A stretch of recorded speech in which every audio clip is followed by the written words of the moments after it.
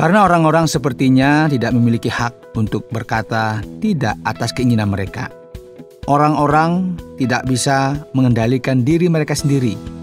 Dan kebanyakan orang sepertinya sedang mencoba untuk memaksa setiap orang yang ada di sekitar mereka untuk melakukan hal ini bersama-sama dengan mereka dalam perbuatan semacam ini. Saudara pendengar, bersama dengan saya, Oti Priambodo, dalam program Jalan 66. Senang sekali karena bisa mempersembahkan program yang memberikan pengetahuan Alkitabiah dan menyuguhkan kepada kita jalan keselamatan. Sekarang kita ada dalam rangkaian pembelajaran surat-surat yang ditulis oleh Rasul Paulus. Dan hari ini kita akan belajar dari pasal yang ketiga dan yang keempat dari 1 Tesalonika. Pak Yohanes akan mempersiapkan kepada kita topik berkaitan dengan jauhi percabulan, pikirkan masa depan. Saudara, seks bebas yang terjadi pada tahun 60 dan 70-an telah menyebabkan banyak sekali masalah dalam masyarakat. Sudah terlalu banyak masalah imoralitas dan banyak hal yang telah bertentangan dengan natur manusia. Sekarang kita perlu untuk mengejar kekudusan, pengudusan, dan kasih. Apakah kita setuju? Saudara yang dikasihi oleh Tuhan, hari ini kita akan memperhatikan bagian akhir dari pasal 2 dan juga pasal 3 dan 4. Tema kita hari ini adalah jauhi percabulan, pikirkan masa depan. Apa yang Paulus ajarkan kepada jemaat yang ada di Tesalonika merupakan sesuatu yang sangat praktis, objektif, dan jelas. Nah, pada awalnya Paulus berkata bahwa ia ingin sekali mengunjungi Tesalonika. Pasal 2 ayat 18 berkata, sebab kami telah berniat untuk datang kepada kamu, aku Paulus malahan lebih dari sekali. Tetapi iblis telah mencegah kami. Paulus memberikan sebuah referensi tentang peperangan rohani yang terjadi, sehingga ia tidak bisa mengunjungi mereka. Kemudian Paulus menuliskan bahwa mereka ini merupakan mahkota, sukacita dan pengharapan Paulus di hadapan Tuhan Yesus Kristus ketika ia datang kembali. Paulus memakai beberapa kata yang penuh makna, yang mengungkapkan perasaan dan kasihnya kepada jemaat-jemaat yang ada di Tesalonika. Dan khususnya kita juga bisa melihat pada pasal 3 ayat 2, ia kemudian berkata ketika ia sendiri di Athena, lalu kami mengirim Timotius saudara yang bekerja dengan kami untuk Allah dalam pemberitaan Injil Kristus untuk menguatkan hatimu dan menasihatkan kamu tentang imanmu, supaya jangan ada orang yang goyang imannya karena kesusahan-kesusahan ini. Kemudian ia menuliskan lagi bahwa kabar yang dibawa oleh Timotius mengenai mereka adalah kabar yang indah. Ia kemudian berkata dalam ayat 6, mari perhatikan, tetapi sekarang setelah Timotius datang kembali dari kamu dan membawa kabar yang mengembirakan tentang imanmu dan kasihmu. Jadi Paulus merayakan hal ini dengan penuh sukacita dan penuh dengan perasaan yang positif yang melibatkan gereja yang ada di Tesalonika. Kiranya Dia, Allah dan Bapa kita, dan Yesus Tuhan kita membukakan kami jalan kepadamu. Nah, ini merupakan sebuah ungkapan untuk mengunjungi mereka kembali. Dan kiranya Tuhan menjadikan kamu bertambah-tambah dan berkelimpahan dalam kasih seorang terhadap yang lain dan terhadap semua orang, sama seperti kami juga mengasihi kamu. Saudara, Paulus akan mengakhiri bagian dari surat ini dan bagian selanjutnya kita akan melihat adanya doktrin, pujian yang dituliskan dari pasal 4 dan selanjutnya. Sekarang Paulus akan mulai menuliskan dalam pasal 4 ini dengan berkata, akhirnya saudara-saudara, kami minta dan nasihatkan kamu dalam Tuhan Yesus. Kamu telah mendengar dari kami bagaimana kamu harus hidup supaya berkenan kepada Allah. Hal itu memang telah kamu turuti. Tetapi baiklah kamu melakukannya lebih bersungguh-sungguh lagi. Dan kamu tahu juga petunjuk-petunjuk mana yang telah kami berikan kepadamu atas nama Tuhan Yesus. Karena inilah kehendak Allah, pengudusanmu, yaitu supaya kamu menjauhi percabulan. Saudara, mari kita merenungkan apa yang dikatakan oleh Paulus, nasihat praktis. Bagaimana supaya kita memiliki hidup yang berkenan kepada Allah? Adalah dengan kita mulai merenungkan tentang seksualitas yang sehat. Seksualitas yang sehat adalah seksualitas yang dilakukan sesuai dengan kehendak Allah yang sempurna dan seturut dengan apa yang Ia ajarkan. Dan cara kita melakukan hal ini adalah dengan menghindari kecemaran seksual. Jadi, kata yang dipakai untuk menjelaskan imoralitas atau kecemaran ini adalah porneia. Dan kata ini memiliki arti yang cukup luas. Ya, kata ini berarti segala jenis perbuatan seksual yang tidak sesuai dengan apa yang Allah kehendaki, yaitu dengan melakukan hubungan intim antara wanita dan laki-laki yang belum menikah. Jadi, dalam hal ini Paulus mulai memberikan nasihatnya. Mengapa? Karena dalam dunia pada saat itu, dalam Yunani kuno, kecemaran, amoralitas merupakan hal yang biasa dalam kehidupan sehari-hari mereka. Dan jemaat Tesalonika merupakan jemaat yang berasal dari lingkungan yang seperti ini. Ya, bisa kita pahami sekarang. Paulus menuliskan supaya kamu masing-masing mengambil seorang perempuan menjadi istrimu sendiri dan hidup di dalam pengudusan dan penghormatan. Nah, kata asli yang digunakan dalam bahasa Yunani dalam teks ini adalah bejana, atau yang kemungkinan besarnya adalah sebuah referensi tubuh. Ada beberapa orang yang menerjemahkan ini secara langsung dan berarti hubungan antara suami istri, dan sepertinya inilah yang paling cocok untuk digunakan. Bukan di dalam keinginan hawa nafsu, seperti yang dibuat oleh orang-orang yang tidak mengenal Allah. Apa yang kita lihat di sini, saudara?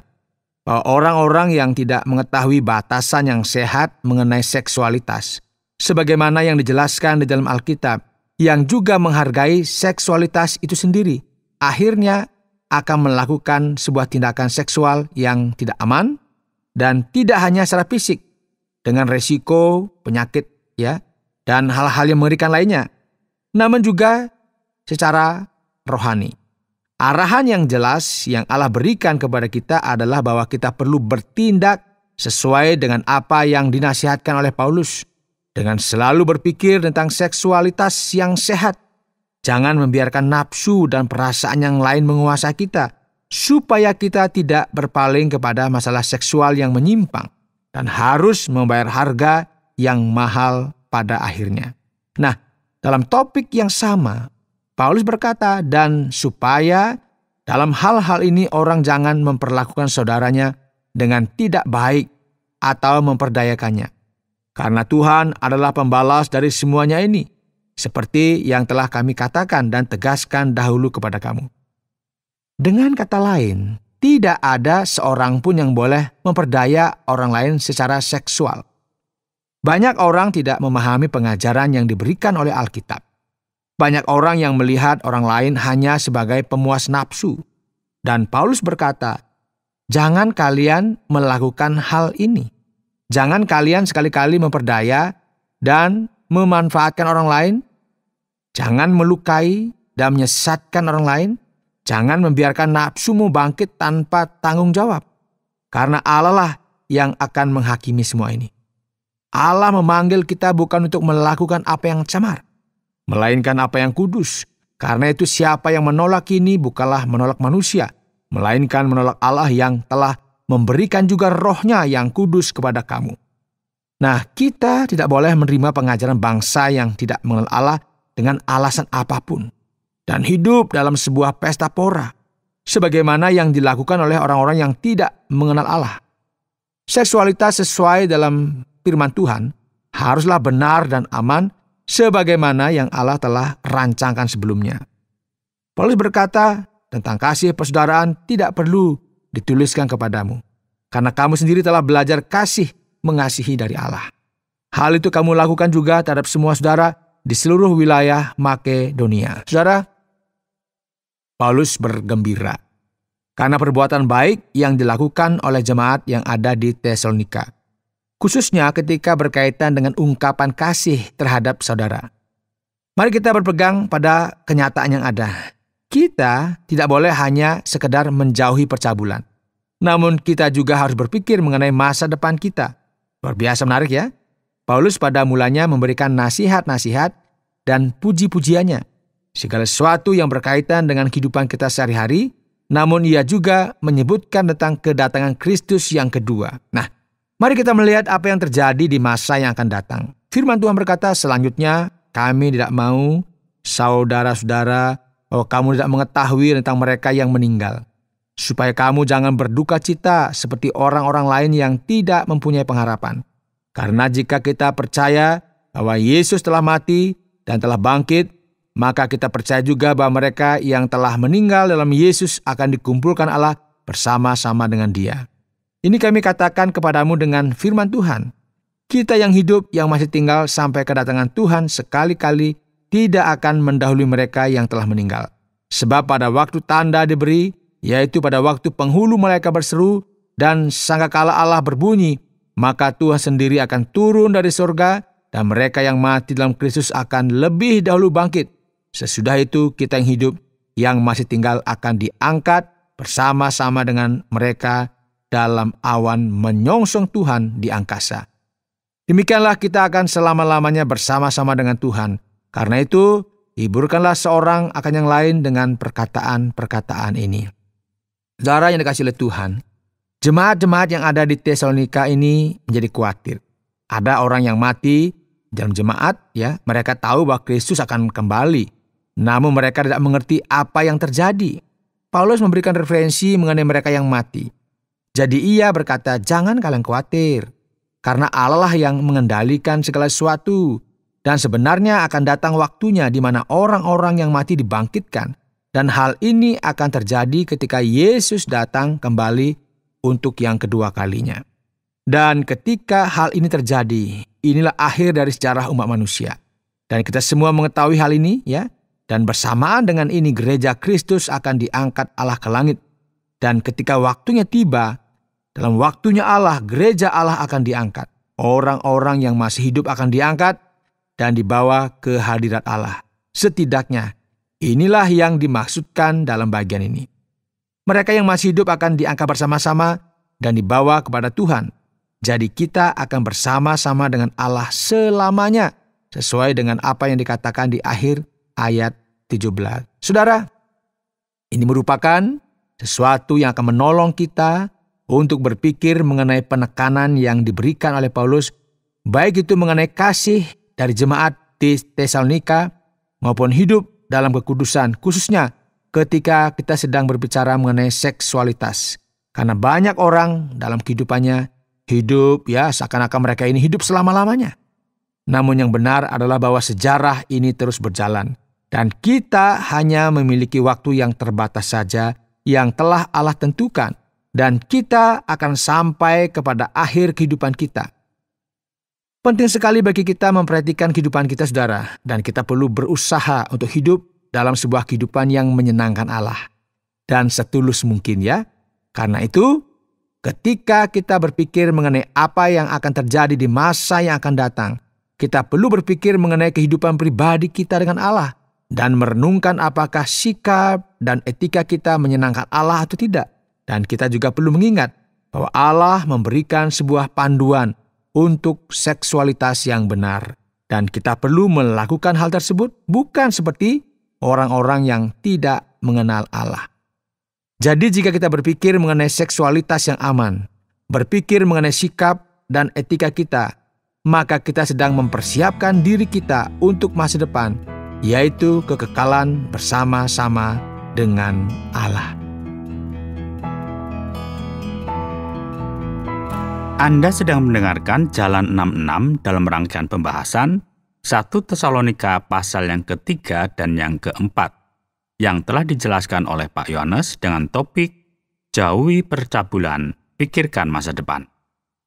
Saatnya kita sampai kepada sesi tanya-jawab. Dan sekarang giliran saya untuk bertanya, Pak Yohanes.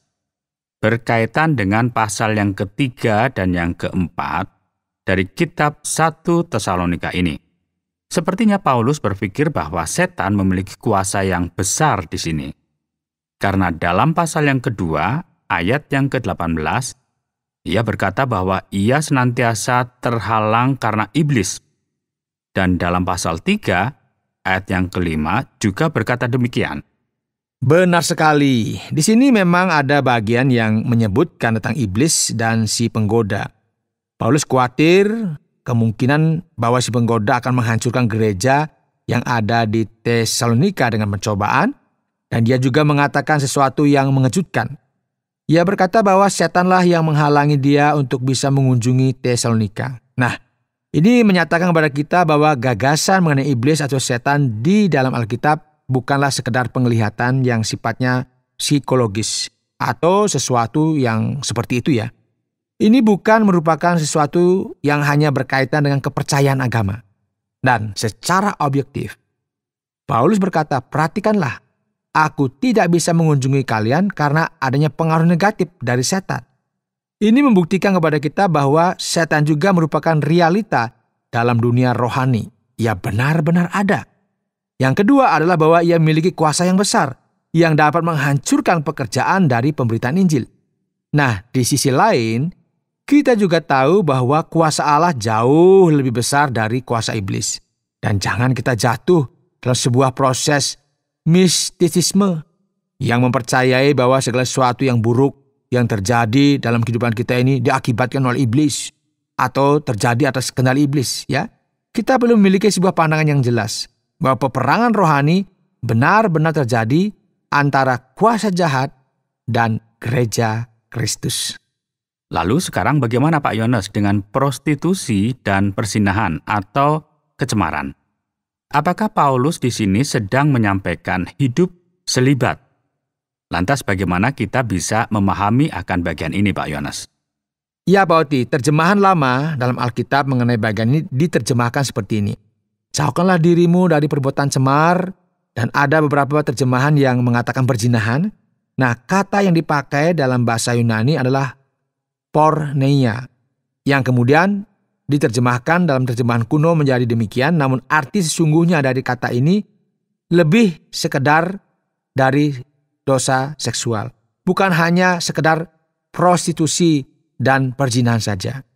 Dan secara literal, prostitusi ini berkaitan dengan seksualitas yang melibatkan uang, dan ketika kita bicara mengenai imoralitas, artinya ada penyimpangan seksual, baik itu heteroseksual atau homoseksual.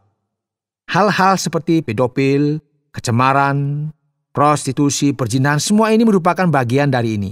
Jadi kata ini memiliki arti yang lebih umum yang dapat dimengerti dengan kata prostitusi dan perzinahan. Nah, sekarang tidak perlu ya kita ragukan lagi. Pak Paulus di sini berkata bahwa kita perlu belajar mengendalikan diri sendiri, dan ini merupakan sesuatu yang rumit yang terjadi dalam masyarakat kita pada masa kini.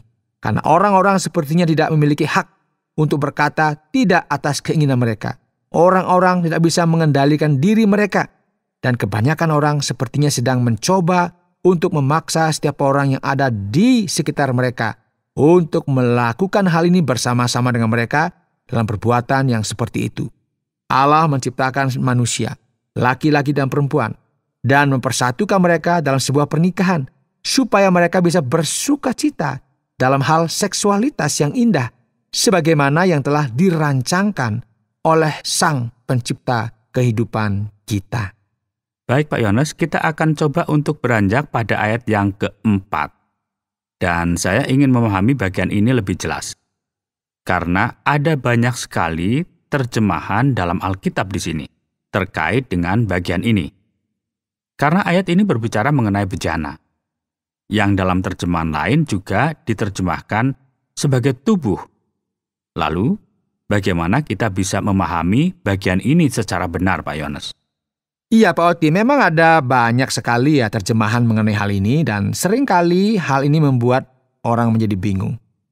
Secara literal dalam bahasa Yunaninya, ayat ini berkata bahwa setiap kita perlu tahu bagaimana kita mengendalikan bejana ini. Dan jelas sekali sebenarnya bahwa ini tidak berarti bejana secara literal. Sebenarnya ini tidak ada kaitannya dengan bejana yang kita miliki di rumah, gentong begitu ya. Jelas sekali bahwa kita harus memahami secara metafora. Jadi apa yang dimaksudkan? dalam terjemahan ini sebagai perempuan. Karena dalam kitab pertama Petrus, perempuan diartikan sebagai bejana yang lebih lemah. Jadi mungkin sekali bahwa ini merupakan cara di mana mereka mencoba menyampaikan bahwa setiap orang harus tahu bagaimana mencari pasangan mereka masing-masing dan menikah dengan istri mereka masing-masing. Namun yang merupakan penjelasan yang lebih mungkin adalah bahwa setiap orang harus tahu bagaimana mengendalikan tubuh mereka sendiri, karena dalam konteks ini berbicara banyak mengenai hal ini. Setiap orang haruslah bisa mengendalikan tubuhnya sendiri, dan ini merupakan terjemahan yang paling sesuai. Karena apa yang disampaikan dalam pasal 4 sebenarnya adalah supaya kita menjauhkan diri dari percabulan. Dan ayat 5 berbicara supaya kita tidak membiarkan diri kita dikendalikan oleh nafsu kita. Jadi kemungkinan besar, apa yang dituliskan di sini adalah mengenai tubuh. Demikian Pak Oti. Sekarang Pak Yohanes, Paulus berkata mengenai sesuatu yang lain, yang sepertinya menasehatkan bahwa hubungan intim juga ada batasannya. Apakah benar begitu Pak Yohanes, dan apakah hal ini juga masuk akal dan masih juga berlaku dalam masyarakat modern saat ini? Iya Pak Oti, sepertinya masyarakat kita telah menentukan pilihan bahwa apa saja yang kita inginkan kita bisa lakukan. Orang-orang pada zaman ini bertindak seperti anak-anak yang manja, ya. Jika kita tidak mendapatkan apa yang saya inginkan, saya akan menangis, meronta-ronta. Dan ada sebuah gagasan bahwa jika kita tidak melakukan apa yang kita inginkan, hal tersebut akan membuat kita trauma. Dan ini merupakan hal-hal yang mengerikan, yang tidak akan pernah kita atasi. Namun semua ini tidaklah benar. Yang benar adalah jika kita memalingkan diri kita kepada keinginan kita akan menjadi terbiasa dengan hal-hal tersebut. Dan semakin kita melakukan hal tersebut, maka kita akan semakin ingin untuk melakukan hal-hal tersebut lebih intensif. Dan akhirnya kita akan mendapati apa yang kita punyai dalam masyarakat kita sehari-hari. Misalnya ya, ada orang yang banyak makan, yang suka makan, dan tidak bisa mengurangi berat badannya. Mereka senantiasa marah. Ini sebenarnya mencerminkan semua sisi dalam kehidupan kita juga, bahkan kehidupan seksualitas kita. Oleh sebab itu sebenarnya ada batasan. Ketika kita berbicara mengenai hubungan intim, dan tidak benar jika seseorang membiarkan segala sesuatu dan berkata ya atas segala perasaan dan fantasi yang muncul dan berpikir bahwa ini merupakan sesuatu yang normal. Paulus berkata bahwa kita perlu mengendalikan diri kita sendiri supaya kita tidak dikendalikan oleh nafsu seperti orang-orang yang tidak mengenal Allah. Masyarakat kita hari-hari ini takut dan tercengang-cengang ketika melihat segala sesuatu yang berkaitan dengan seksualitas dan segala sesuatu yang tidak bisa kita ketahui beberapa tahun yang lalu. Dan kita perlu berpegang dan berpedoman pada hikmat dan arahan yang diberikan kepada kita melalui kitab suci. Berikutnya Pak Yohanes, kita melihat pada akhir pasal yang keempat dari kitab 1 Tesalonika. Kita melihat adanya orang-orang yang sepertinya begitu khawatir dengan kehidupan setelah kematian. Nah, mengapa orang Tesalonika ini menjadi sangat khawatir tentang apa yang akan terjadi kepada orang-orang yang mereka kasihi dan yang telah mati, Pak Yohanes? Ya, Pak Oti, sebenarnya tidaklah rumit atau sulit untuk kita memahami hal ini. Hal ini terjadi kira-kira 51 tahun setelah Kristus. Dan hal ini terjadi belum lama setelah kematian Kristus dan bahwa ia berjanji ia akan kembali. Jadi ini merupakan masa-masa dari kekristenan mula-mula, di mana orang-orang yang percaya meninggal dunia. Dan generasi pertama dari orang Kristen ini memiliki sebuah ekspektasi untuk diangkat ke sorga dengan segenap jemaat. Jadi mengenai orang-orang yang meninggal ini, pertanyaannya adalah kemanakah semua orang ini setelah kematian? Dan masalah yang sama ini juga merupakan masalah yang terjadi dalam 1 Korintus 15 ya. Masih ingat ya? Jadi Paulus berkata, "Hai segenap jemaat, perhatikan hal ini, janganlah kalian menjadi khawatir. Orang-orang yang mati ini belum mati sepenuhnya. Mereka ini sedang ada dalam penantian." Dan ini mengapa Paulus menggunakan kata kiasan yang mengatakan kematian ini sebagai tidur.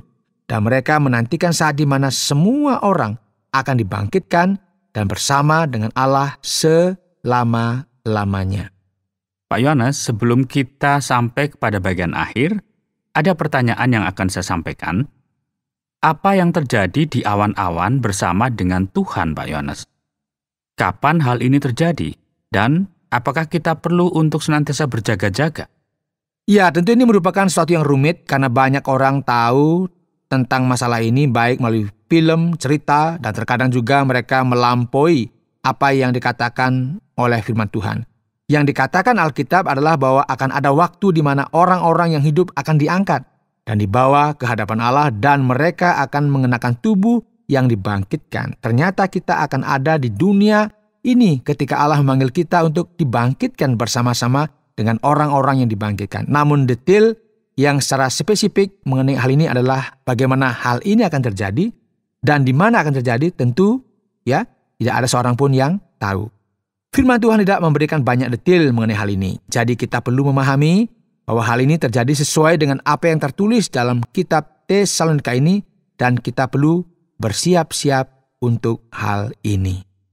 Baik, terima kasih banyak Pak Yohanes dan saya mengajak kepada setiap kita untuk kita bisa mendengarkan kesimpulan pada bagian 1 Tesalonika pasal yang ketiga dan yang keempat ini. Saudara, hari ini dalam program Jalan 66, kita telah berbicara mengenai jauhi pecah bulan, pikirkan masa depan. Pertama, Tesalonika bagian akhir dari pasal 2, pasal 3, dan pasal 4. Kita telah memperhatikan apa yang menjadi arahan dan nasihat yang diberikan oleh Paulus kepada gereja-gereja di abad pertama. Jadi sekarang, saudara yang dikasih oleh Tuhan, sampai dengan hari ini, perkataan Paulus tetap masuk akal dan memberikan hikmat untuk kita menjalani hari-hari ini. Jadi mari kita memperhatikan hal ini bersama-sama dalam dunia yang penuh dengan kebingungan dan mudah sekali kita terhilang di dalamnya. Penting sekali bagi kita berlari menjauhi diri dari hal yang disebut dengan imoralitas dan mengejar kekudusan sambil kita menantikan keselamatan kita di masa yang akan datang. Saudara pendengar, karena waktu yang tidak memungkinkan kita akhiri program Jalan 66 kali ini. Kami menantikan Anda untuk tetap mengikuti pelajaran berikut dalam lanjutan pembelajaran Alkitab yang memberikan pelajaran menyeluruh tentang firman Tuhan. Jika Anda memiliki pertanyaan atau berespon terhadap topik berhubungan dengan program ini, silakan menyampaikan melalui WhatsApp ke nomor 081 333 777 386. Terima kasih atas perhatian Anda.